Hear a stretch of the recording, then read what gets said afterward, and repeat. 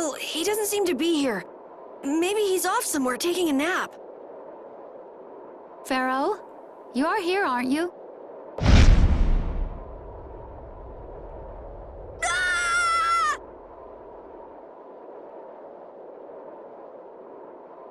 Insipid poison, you appear before me at last. So you are here. Is that how you greet all your guests, Pharaoh? By calling them names? For what reason have you come to me? Surely you are aware that I could end your existence with a mere thought. You talk pretty big, don't you? Well, if you really want to fight, I'd hate to disappoint you. Yuri, no! Everyone, please wait! Estelle! Pharaoh, please hear what I have to say.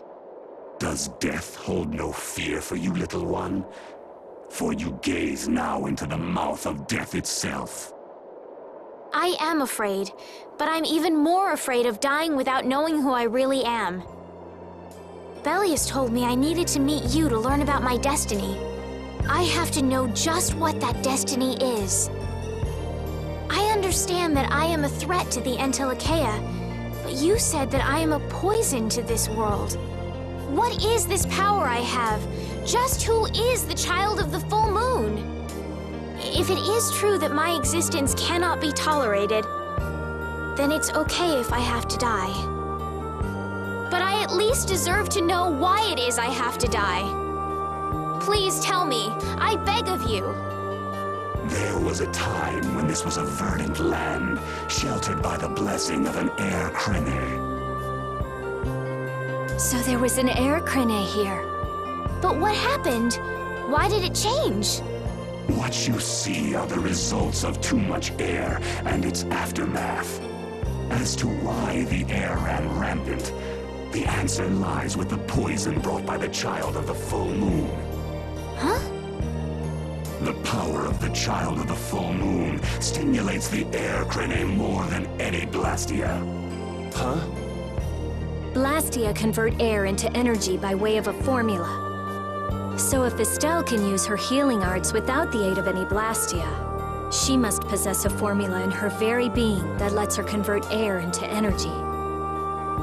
Judith was searching for blastia that used a particular kind of formula. So, this special formula Estelle has must also consume massive amounts of air, which causes the air crene to become more active and pump out more air than they should. I had hoped my hypothesis would have been wrong. Then It is as she has said.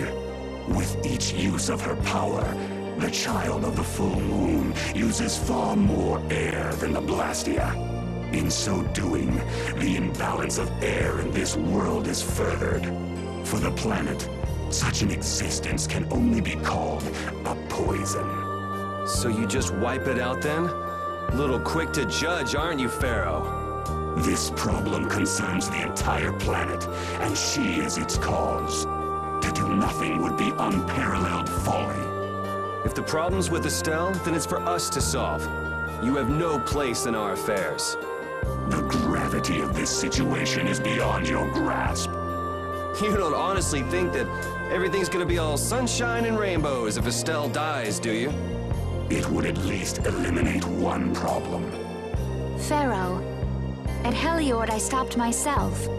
And again at Dawngrest I stopped you. What I thought was a Blastia turned out to be a human. Before I realized it, I had lost my way. I never thought this child could be as great a danger as you had said.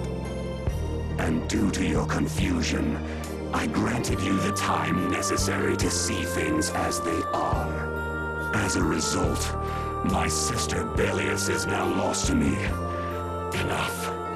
This power will bring only ruin. Not sure I understand all this, but if her power's the problem, why can't she just not use it? There can be no guarantee she will not try to use the power. That's true. She does have trouble turning a blind eye to things happening around her. Someday she will surely use her power to help someone. However, as long as she keeps that spirit of compassion, she cannot only be seen as harmful. She is not like a Blastia. I know that you can feel the difference. Compassion passion alone will not save this world. Listen, Pharaoh, I get that you've thought all this through with everybody's best interest in mind, but why doesn't that world have a place for Estelle? It is sometimes necessary to remove a part to save the whole. I don't buy that for a second. What makes you so high and mighty that you're the one to decide who gets cut and who doesn't? We have endured the anxiety of existence for far greater a span than you can conceive. Such words mean nothing from those who call this world home for but a fleeting moment. Pharaoh, please, listen. The important thing is finding a way to stop the excessive air, correct? We still have time left to search for such a thing. Judith. And if the effects of Estelle's power reach their absolute limit, I will kill her as promised. You should have no complaint with this. Hey, Judith, are you serious?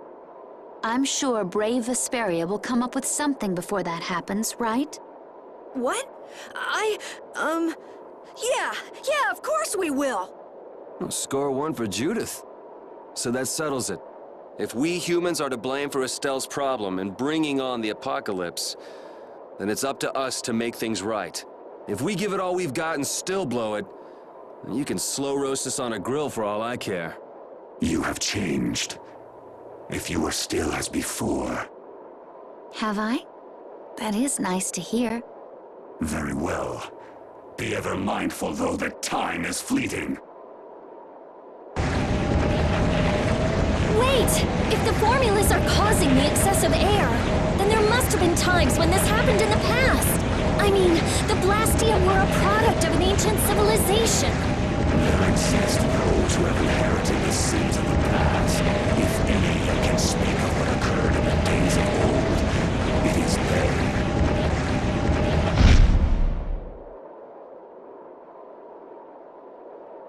He's gone.